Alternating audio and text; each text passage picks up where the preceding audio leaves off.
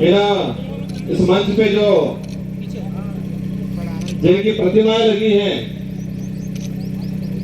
इन सारे महापुरुषों को मेरी ओर से नमन करना चाहूंगा। जिस महान व्यक्ति ने हमारे भारत देश का एक महान संविधान बनाया है, विश्व का सबसे बड़ा जो लिखित संविधान बनाया है, बाबा भीमराव अंबेडकर जी को नमन। उस संविधान में आदिवासी समाज का प्रतिनिधित्व करने वाले जयपाल सिंह मुंडा जी को नमन। और इस आदिवासी इलाके के अंदर जब राजा रजवाड़ा अंग्रेजों का जो शासन चलता था, उस दौरान एक भूखमरी चलती थी, तो रॉबिन हुड पांडे के नाम से जो अमीरों को लूट के गरीबों को, जो भूखमरी से जो मर रहे थे लोग, उनको खिलाने का काम करते थे। और रॉबिन हुड पांडे, टाटा मामा को नमन करना चाहूंगा। इस पूरे इलाके में अगर भक्ति के क्षेत्र में बात करें और भक्ति के माध्यम से, शांति के माध्यम से आदिवासी समाज के अंदर जन जागृति लाके अंग्रेजों और राजा रजवाड़े की गुलामी से बाहर लाने का काम किया। गोविंद गुरु महाराज को भी नमन करना चाहूंगा। इन्हीं क्रम में हमारे जितने जो योद्धा हैं, और हम मामा बालेश्वर जी को नहीं भूल सकते, जिन्होंने इस बांसवाड़ा पूरे जिले के अंदर आदिवासी समाज में, अन्य समाज और सारे समाजों को एकजुट करके यहाँ के हक अधिकार को लेके इस क्षेत्र में काम किया। उनको भी नमन करना चाहूंगा। और मैं कोशिश करूंगा कि जितने जो महापुरुषों के मैंने जो नाम लिए, उन महापुरुषों के जो विचार थे, उन विचारों को जन जन तक पहुंचाने के लिए उन्होंने जो संघर्ष किया, उन्हीं विचारों को आगे बढ़ाने का काम मैं और मेरी भारतीय आदिवासी पार्टी करेगी और आने वाले समय में अनवरत करती रहेगी। इन विचारों को आगे बढ़ाएंगे। साथियों, पूर्व वक्ताओं ने हर प्रकार की बात बताई, हमारे क्षेत्र की बात बताई, आदिवासी समुदाय के हक अधिकार को लेकर बात बताई। और ये हमारा जो देश है, एक लोकतांत्रिक देश है, और उस लोकतांत्रिक देश में विचारों के आधार पे जनता इन पार्टियों को मत देती है, उन नेताओं को मत देती है और विधानसभा लोकसभा में भेजती है। आज मुझे भी 84 की जनता ने दूसरी बार विधायक बनाया, और वो भी राजस्थान की 200 विधानसभा के अंदर। उस दौरान 199 विधानसभा में एक साथ चुनाव हुआ था, और उसमें परसेंटेज के मामले में सबसे अधिक मतदान 84 की जनता ने मुझे बहुमत देकर जिताया था। उससे पहले 2018 में मुझे जिताया 84 की जनता ने। और आज मेरा सौभाग्य है, डूंगरपुर बांसवाड़े की जो जनता है, उस जनता की भावना थी कि ये व्यक्ति हमारे इस क्षेत्र का आदिवासी समुदाय के हक अधिकार की बात को लेके, एसटी समुदाय के हक अधिकार की बात को लेके, माइनॉरिटी समुदाय के हक अधिकार की बात को लेके, और साथ ही क्षेत्र के अंदर अन्य समुदाय जो मानवता में विश्वास करता है, इन सारे लोगों की जो भावना है, उनकी बात है लोकसभा में ये व्यक्ति पहुंचाएगा। ये आपने विचार किया, और आपके विचारों से हमारे पार्टी की जो सिलेक्शन प्रणाली है, इस 12 दिवसीय पार्टी में हाईकमान नहीं होता है और इस पार्टी में हाईकमान आम जनता, आम कार्यकर्ता होती है। और आपकी भावना के अनुरूप मुझे इस लोकसभा क्षेत्र का सांसद प्रत्याशी बनाया और मैं उम्मीद करूंगा कि जिस भावना से आपने मेरा सिलेक्शन किया है, उसी भावना से मेरा इलेक्शन भी करोगे, ये मुझे उम्मीद है आप सबसे।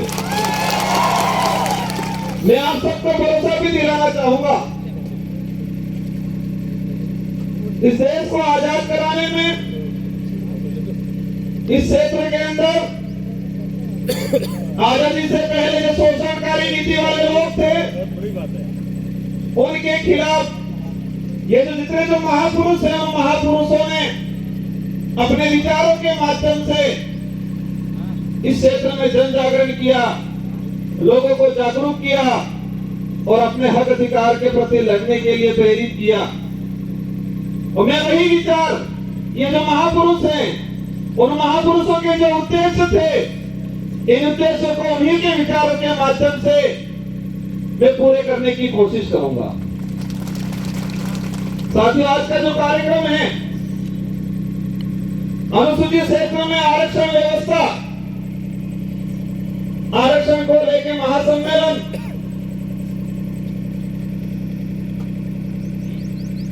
ये जो शब्द है, ये शब्द आते ही कई सवाल पैदा करता है अपने दिमाग में कि हमारा देश का संविधान लागू हुआ 1950 को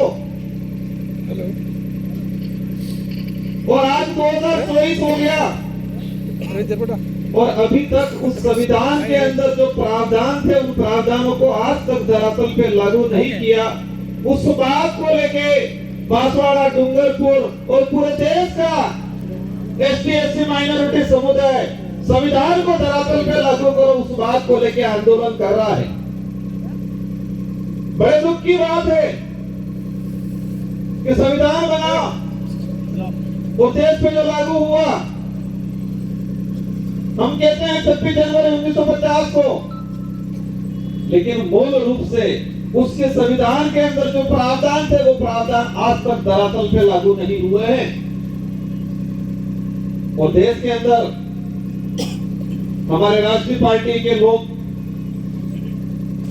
कहते हैं देश विकासशील से विकसित हो रहा है, कहते हैं विश्व के अंदर हमारे भारत देश एक विकसित राष्ट्र की श्रेणी में आने लग गया है। लेकिन देश के अंदर देखा जाए, आज से 5 साल पहले जिस 5वीं स्कूल के अंदर 70 बच्चे पढ़ रहे थे, और आज उसी 5वीं स्कूल के अंदर 35 बच्चे पढ़ रहे हैं। आज से 5-10 साल पहले हमारे देश के प्रत्येक नागरिक पे जो कर्जा था, और आज देखें वो कर्जा 4 गुना तेजी से बढ़ रहा है। आज जो कुपोषण का जो स्थिति है, आज से 5 साल पहले जाएंगे तो इतना कुपोषण नहीं मिलेगा जितना आज कुपोषण है। जो देश में मीडिया के माध्यम से, मैं सारे मीडिया पे सवाल नहीं करना चाहता, लेकिन कुछ मीडिया वाले ऐसे लोग हैं जो देश की सच्चाई को छुपा रहे हैं और पार्टियों के इशारों पे, सरकारों के इशारों पे इस देश के लोगों तक गुमराह करने वाली बातें फैलाई जा रही है। इस देश के लोगों को अंधकार में रखा जा रहा है और हम देश में वर्तमान देख सकते हैं। मेरा वक्तव्य, हमारे पूर्व वक्ताओं ने कहा, हमारी समाज के कुछ पढ़े लिखे अधिकारी कर्मचारी कहते हैं, हमारे समाज के जो नेता कांग्रेस बीजेपी में दिग्गज बने हुए हैं, वो कहते हैं आरक्षण पूरा मिल रहा है। कोई कहता है आरक्षण की जरूरत नहीं है, कोई कहता है कि आरक्षण मिलना था, मिल गया और फालतू गुमराह कर रहे हैं। हमारे क्षेत्र की जनता विचार करती है, हम कहते हैं आरक्षण मिलना चाहिए, वो कहते हैं आरक्षण मिल गया, कोई कहता है आरक्षण मिल रहा है, और हमारे क्षेत्र की जनता कंफ्यूज रहती है कि हकीकत क्या है। हमारा पढ़ा लिखा बेरोजगार युवा वो कंफ्यूज रहता है कि आरक्षण क्या है। और दुख की बात यह है कि हमारे पाठ्यक्रम में बेमतलब की चीजें डाली जा रही है। अगर देश के अंदर आरक्षण को लेकर जो चल रहा है, कुछ लोग कहते हैं भ्रमित किया जा रहा है। देश के आरक्षित वर्ग को, युवाओं को अगर क्लियर करना चाहिए था तो संविधान के अंदर जो आरक्षण व्यवस्था रखी गई है उसको हमारे पाठ्यक्रम में लागू कर दिया होता तो आज हर युवा को पता होता कि मेरा रिजर्वेशन संविधान के अंदर इतना है, शेड्यूल एरिया में इतना है, नॉन शेड्यूल एरिया में इतना है। लेकिन होता क्या है, वो आरक्षित वर्ग का युवा आरक्षण को जान जाएगा, समझ जाएगा, संविधान में प्रावधान क्या है समझ जाएगा, तो वो सवाल खड़ा करेगा उन राष्ट्रीय पार्टियों से, उन नेताओं से जो आते हैं कहते हैं कि राम के नाम से वोट देना। कहते हैं कि नहीं कहते? इन लोगों ने कभी ये नहीं कहा कि बेरोजगारी खत्म करेंगे, बेरोजगारी खत्म करने के नाम से वोट देना, ये बोला उन्होंने। इस क्षेत्र में शिक्षा में गिरावट हो रही है, शिक्षा के क्षेत्र में हम काम करेंगे इसके नाम से वोट देना, ये नहीं बोला।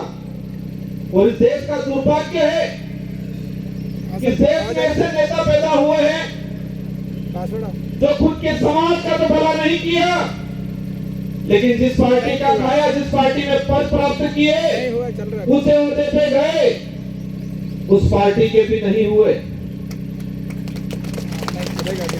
जिस पार्टी के अंदर गए हैं उनको कहना चाह रहा हूं कि जो व्यक्ति उनके समाज का नहीं हुआ, जो व्यक्ति उसकी पार्टी का नहीं हुआ, वो तुम्हारा कतई नहीं हो सकता है।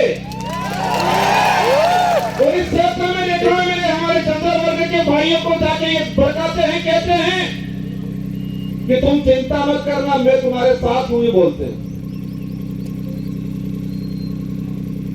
तो हमारे उन भाइयों को भी कहना चाहूंगा, जो खुद के समाज का नहीं हो सकता है वो आपका कभी नहीं हो सकता है। ये विचारधारा सच्चाई को लेकर लड़ रहे हैं। ये विचारधारा हम कहते हैं, हम आदिवासी समाज में पैदा हुए हैं, मेरा पहला फर्ज बनता है कि मैं मेरे परिवार के लिए, मेरे समाज के लिए बात रखूं। साथ ही क्षेत्र के अंदर हमारे एसटी समुदाय के भाई हैं, माइनॉरिटी समुदाय के भाई हैं, इसके अलावा किसी भी वर्ग का गरीब भाई है, उसकी कोई भी बात होगी, कोई भी समस्या होगी, उसका निराकरण करेंगे हम लोग। और ये देख सकते हो हमारे 84 क्षेत्र के अंदर हर व्यक्ति ने हमको मत दिया, और मुझे मेरी विधानसभा में प्रचार करने की जरूरत नहीं पड़ी थी। हमारे कार्यकर्ताओं ने मोर्चा संभाल लिया था और हाईएस्ट राजस्थान में टॉप 2 में लाके रख दिया मुझे। आरक्षण व्यवस्था को लेकर कुछ आंकड़ा मैंने क्लियर किया है, अलग अलग डिपार्टमेंट की भर्तियों का, लेकिन इस मंच के सामने ही हमारे खाकी वर्दी वाले भाई दिख रहे हैं, इसलिए मैं उनके डिपार्टमेंट का कुछ आंकड़ा बता दूंगा।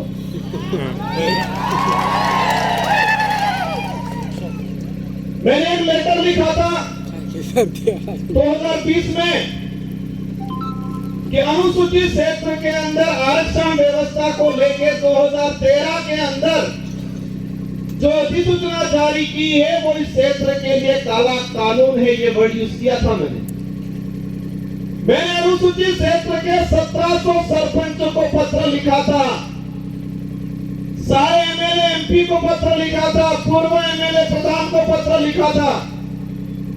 मैंने 2000 के करीब लेटर लिखे थे और उस लेटर में हेडिंग लिखी थी कि 2013 की अधिसूचना आदिवासी समुदाय के लिए काला कानून है, ये वर्ड यूज किया था मैंने।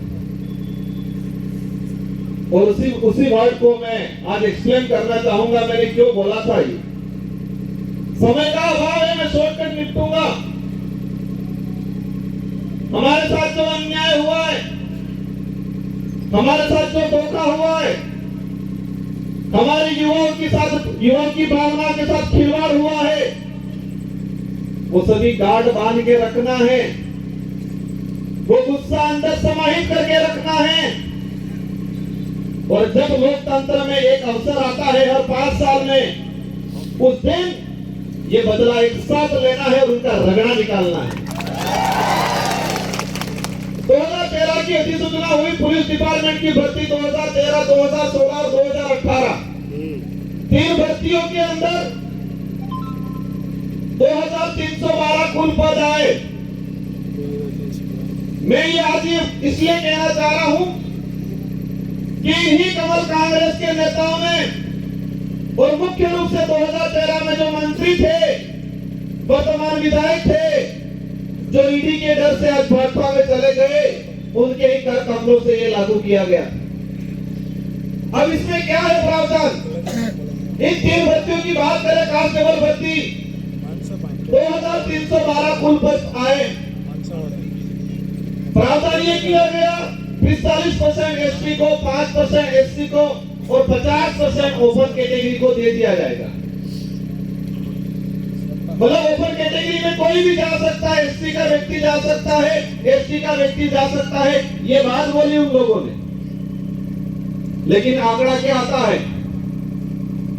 मैं और अगर बात करूं, एसटी को मिले 828, 2312 में से एसटी को मिले 828 और वो 35% पद मिले, 45% पूरा नहीं मिला। वही बात करें ओपन कैटेगरी के जो पद आए 1156 और उनको मिले 1359, और उसमें एसटी एससी का रिजर्व कैटेगरी के लड़के गए 12 लड़के। और वही ये सामने खड़े में कहना चाह रहा हूं, उनकी पदोन्नति होती है, उनके पदों की गणना अपने कैटेगरी में लेते हैं। और कुछ नेता कहते हैं, ये बात इसलिए एक्सप्लेन कर रहा हूं मैं, हर व्यक्ति को अपना हक मांगने का अधिकार है। एक बाप के अगर 4 बेटे हैं, 3 बेटों के साथ अन्याय होता है और एक बेटा ही सारी जमीन लेके खड़ा खाता है, तो क्या 3 बेटे आवाज नहीं उठाएंगे? तो इस क्षेत्र में हमारा अन्य समाज का व्यक्ति रहता है, उनसे भी कोई दुश्मनी नहीं है, उनकी भी वार्षिक मांग को हम रखेंगे। लेकिन हमारा फर्ज बनता है जिस सर्टिफिकेट लगा के हम यहाँ पर आए हैं, उस सर्टिफिकेट के आधार पर एमएलए एमपी बनते हैं, तो उस समझे समाज का सर्टिफिकेट लगाया है, उस समाज के हक अधिकार के लिए अगर हम नहीं बोलते हैं तो कौन बोलेगा? इस आधार पर पुलिस भर्ती का अगर देखा जाए तो हमारे लड़कों का 300 पद के आसपास नुकसान हुआ। उस माँ पे क्या गुजरी होगी जिस माँ ने बच्चे को अपनी जमीन, अपने जेवरात गिरवी रख के बच्चे को पढ़ाया होगा, उम्मीद की होगी मेरा बच्चा पुलिस कांस्टेबल की तैयारी कर रहा है, नौकरी लगेगा। लेकिन इस प्रकार की अधिसूचना के कारण वो बच्चा आज नौकरी नहीं लगा और वो बच्चा आज गुजरात में जाके मजदूरी कर रहा है और उस माँ के सपने अधूरे के अधूरे रह गए। ये लड़ाई उनके लिए है, सूद समेत वसूल करेंगे। और ये किसी समाज को हम दोष नहीं देना चाह रहे हैं, हम दोष उस नेताओं को देना चाह रहे हैं जिन्होंने अपनी पेटियां भरने का काम किया, टिकट लेने का काम किया और इतना कमा लिया तो ईडी के डर से भाग गए। गजब सुनता हूं मैं, फिर कहते थे हम पे आरोप लगाए और फिर बाद में 2 दिन बाद कहते हैं ये तो जुमला था, कहते हैं कि मोदी ने जुमला दिया था, और आज कहते हैं कि मोदी के विजन से प्रभावित होकर गया हूं। मोदी जी के जुमले के विजन से प्रभावित हो गए हैं, इसका मतलब ये क्लियर है कि वो भी जुमलेबाज से कम नहीं है। सही बात है। हमें उनसे भी पर्सनली कोई लड़ाई नहीं है, उनके कोई जमीन का बंटवारा हमारा नहीं है, लेकिन उनको इस क्षेत्र की जनता ने बड़ा लीडर माना था। हमारे बड़े बुजुर्गों ने आशा रखी थी उनसे कि कि ये नेता है बड़ा, हमारे लिए, हमारे क्षेत्र के लिए कुछ अच्छा करेगा। इन आशाओं पे पानी फेरने का काम किया है। मुझे कई जगह से जानकारी मिली, बुजुर्ग लोग जो रात दिन उस आदमी के लिए, उस पार्टी के लिए घूमते थे, खुद का पैसा खर्चा करके इन लोगों ने कई जनों से दुश्मनी ले ली उस व्यक्ति की वजह से, उस पार्टी की वजह से, और आज बेचारे वो बुजुर्ग लोग रो रहे हैं। आपको चिंता करने की जरूरत नहीं है।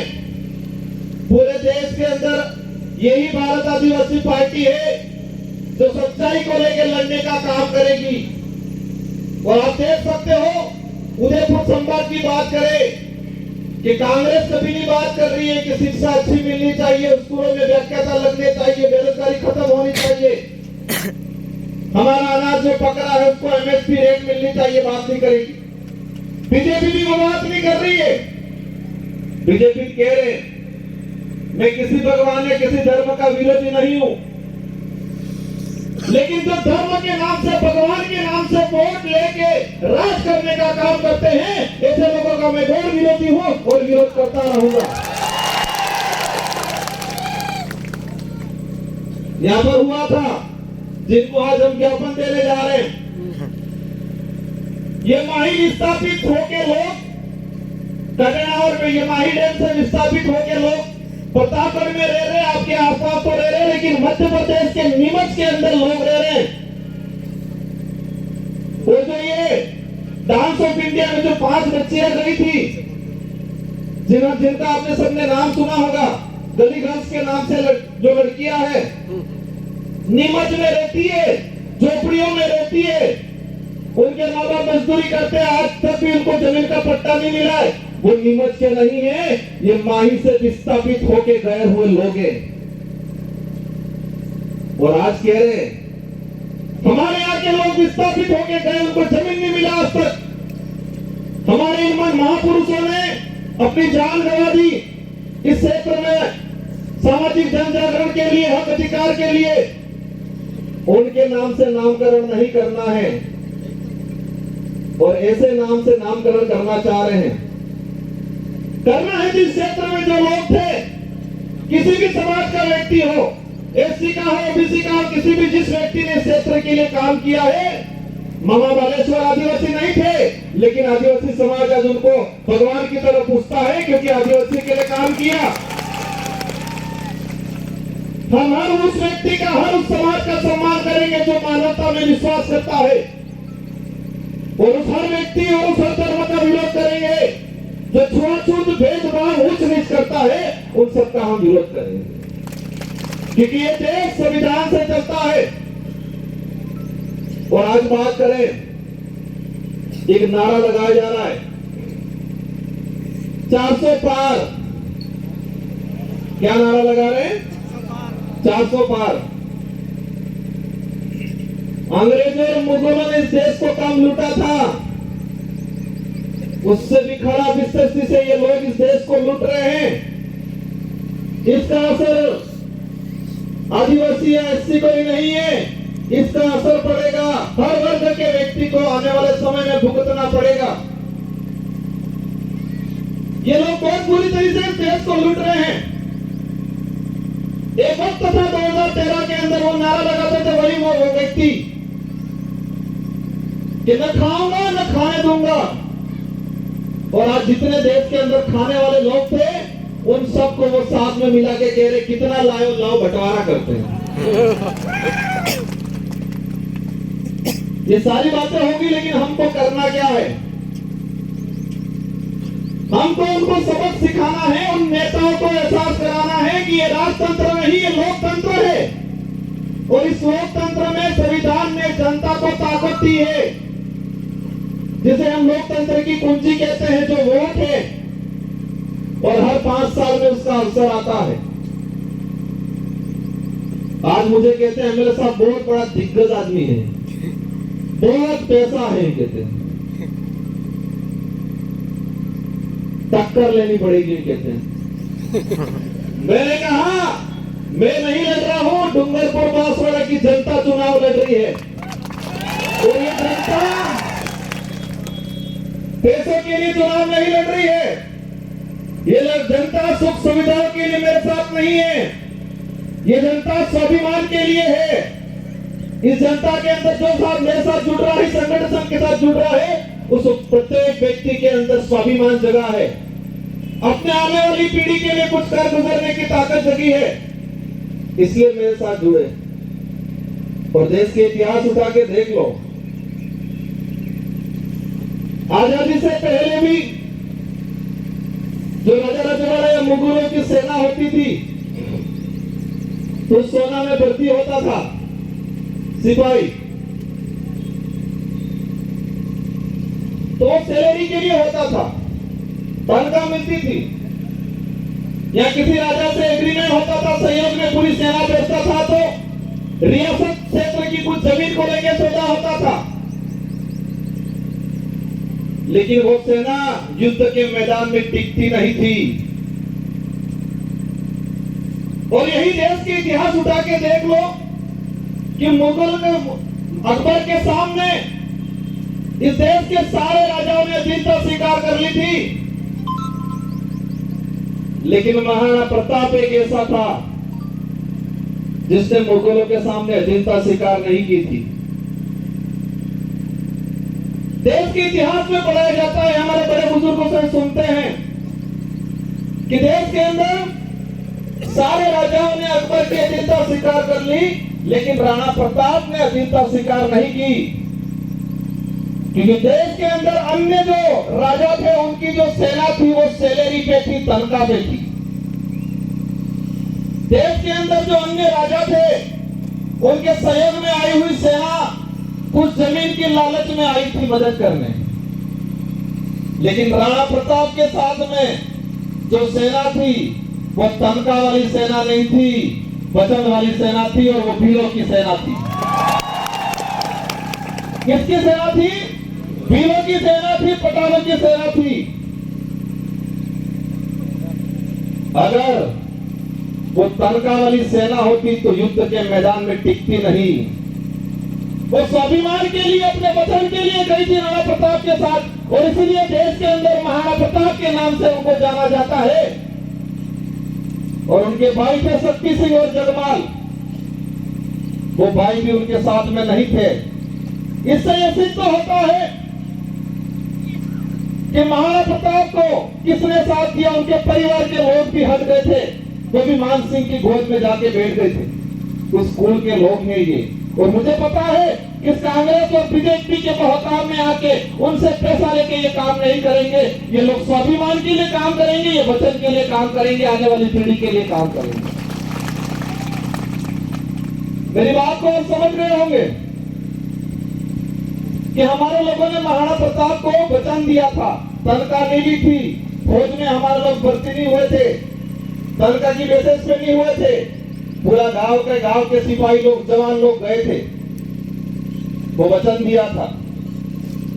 और इस लड़ाई में, इस मैदान लोकसभा क्षेत्र में मुझे उम्मीद है पैसों वाली सेना नहीं टिकेगी, वचन वाली सेना टिकेगी।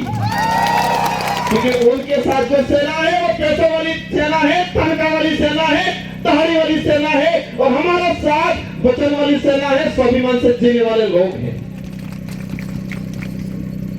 बातें बहुत सारी हैं, मंच आएंगे उस पे करेंगे। हमारी लड़ाई सीधी सी है कि इस क्षेत्र में संविधान के अनुरूप आरक्षण लागू हो जाए। यहाँ का कलेक्टर, एसपी, संभागीय आयुक्त क्लियर कर दे कि संविधान के भाग इसमें 5वीं अनुसूची के तहत क्या प्रावधान है, कितना आरक्षण मिलना चाहिए। आरएस भर्ती की अगर बात करें, हमारी जो मांग है दूसरी, प्रशासनिक सेवा के अंदर हमारे यहाँ के लोगों को प्रतिनिधित्व मिलना चाहिए। हमको अधीनस्थ सेवा के अंदर भर्तियां देंगे, पद देंगे। और उसमें भी मैंने देखा 3 भर्तियां 2013, 2016, 2018। अनुसूचित क्षेत्र के अंदर अधीनस्थ सेवा के 109 पद आए।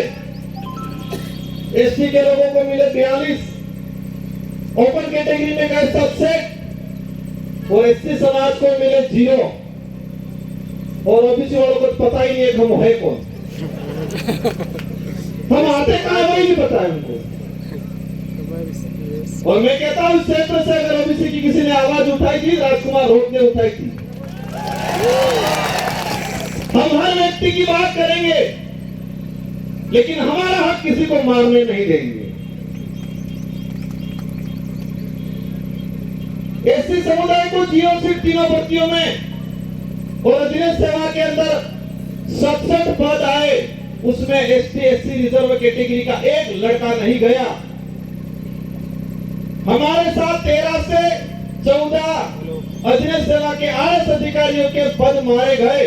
इसका गुनहगार कौन? जो ईडी के डर से भाजपा में गए वो है। ये लड़ाई बेरोजगारों की लड़ाई है। ये लड़ाई हमारे क्षेत्र में शिक्षा के क्षेत्र में क्रांति लाने की लड़ाई है। हम सबको लड़ना है। ये चुनाव जीतने तक का उद्देश्य नहीं है, नारे लगाने या पार्टी का नाम लेने तक का उद्देश्य नहीं है। हमको हमारा समाज बचाना है, हमारा देश बचाना है।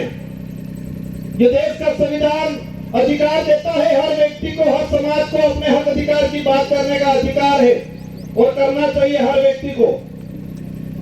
लेकिन हमारे यहाँ के नेताओं ने इस क्षेत्र को बर्बाद करने का काम किया है। मुद्दे अनेक हैं। ये 400 पार का जो नारा लगा रहे हैं, उस नारे को समझना। इन लोगों की चाल है ये संविधान बदलने की, संविधान को खत्म करना चाहते हैं। और आप सुन लेना, अभी का उदाहरण है कि 26 जनवरी पे बाबा साहब अम्बेडकर और सावित्रीबाई फुले की तस्वीर लगाने से टीचर को एपीओ कर दिया जाता है। जिस पार्टी को बाबा साहब अम्बेडकर और सावित्रीबाई फुले की तस्वीर से दिक्कत है, वो देश का भला कर सकते हैं क्या?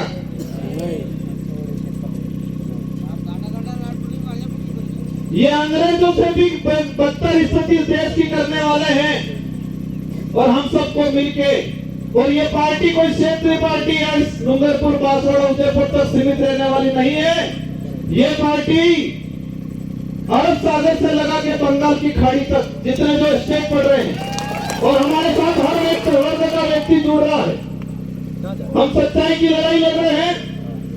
आने वाले समय में मुझे उम्मीद है मेरी बात पे आप गौर करोगे कि युद्ध के मैदान में सैलरी वाली जो तनख्वाह वाली सेना नहीं टिकती है, युद्ध के मैदान में वचन वाली और स्वाभिमान वाली सेना टिकती है। और वही सेना मेरे साथ है। मुझे पता है हमारे लोग गरीब है, कमजोर है हमारा कार्यकर्ता, लेकिन मुझे यह भी पता है उस व्यक्ति के अंदर जमीन जिंदा है, उसका स्वाभिमान नहीं मरा है। वो व्यक्ति डट के मुकाबला करेगा और पूरे भारत की रोमांचक सीट यह होगी। और मुझे दुख भी है, मेरे 84 के कार्यकर्ताओं का दुख है, मेरा भी दुख है कि 84 की जनता ने शानदार मैंडेट दिया था मुझे। मेरी भी इच्छा थी मैं 84 के अंदर ही रहूं, मेरे कार्यकर्ताओं की भी इच्छा थी 84 के अंदर रहूं, लेकिन बांसवाड़ा वाले ही नहीं माने।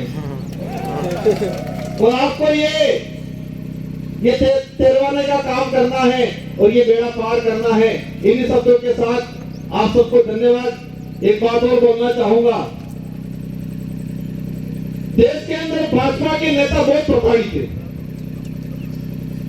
और विशेषकर बांसवाड़ा में जो भाजपा के नेता बेचारे बहुत प्रभावी थे, हमसे भी ज्यादा प्रभावी थे। बचपन में बच्चा रोता था, मां कहती थी भूत आ जाएगा सो जाइए। और यहाँ भाजपा के नेता इतने प्रताड़ित थे, हल्का सा बेचारा कुछ करता है, कहते हैं ईडी आ जाएगी चुप हो जा। मोदी जी की ईडी आ जाएगी चुप हो जाएगा। वो चाहता बहुत कुछ है बेचारा, पर अंदर से डर हुआ है। उनको भी कहना चाहूंगा, चिंता मत करो, आपके विचारों को यहाँ रखने का अवसर मिलेगा। इस संगठन के साथ जुड़ो और इस क्षेत्र की जनता के लिए, युवाओं के लिए, हक अधिकार के लिए आगे बढ़ो। हम आपको साथ में लेकर चलने का काम करेंगे। इन्हीं शब्दों के साथ सबको धन्यवाद, आभार। जय जवाहर, जय भारत, जय संविधान।